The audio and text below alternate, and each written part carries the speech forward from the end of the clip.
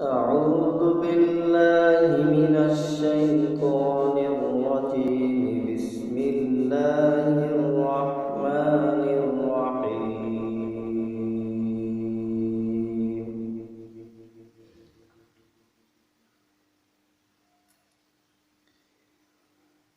يا أيها المزمل قم الليل إلا قليلا نصفه أو انقص منه قليلا أو زد عليه ورتل القرآن ترتيلا إنا سنلقي عليك قولا ثقيلا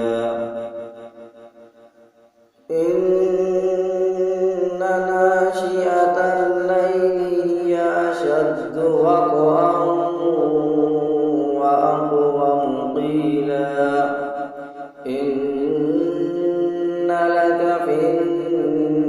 النهار سبحا طويلا واذكر اسم ربك وتبتل إليه تبتيلا رب المشرق والمغرب لا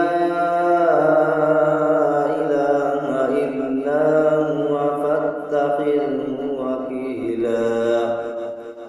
واصبر على ما يقولون واهجرهم هجرا جميلا وذرني والمكذبين أولي النعمة ومهلهم قليلا إن لدينا أنكالا وجحيما وطعاما ذا غصة وعذابا أليما يوم ترجف الأرض والجبال وكانت الجبال كثيبا مهيلا إنا أرسلنا إليكم رسولا شاهدا عليكم كما أرسلنا إلى فرعون رسولا فعصى فرعون الرسول فأخذناه أخذا وبيلا فكيف تتقون إن كفرتم يوما يجعل الولدان شيبا السماء منفطر به كان وعده مفعولا إن هذه تذكرة فمن شاء اتخذ إلى ربه سبيلا إن ربك يعلم أنك تقوم أدنى من ثلثي الليل ونصفه وثلثه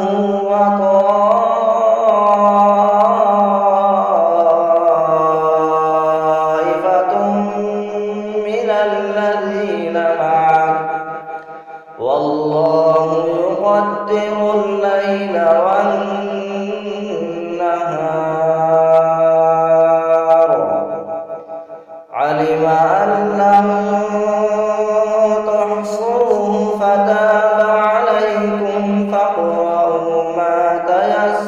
من القرآن علم أن سيكون منكم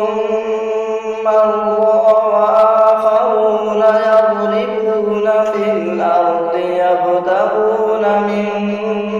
فضل الله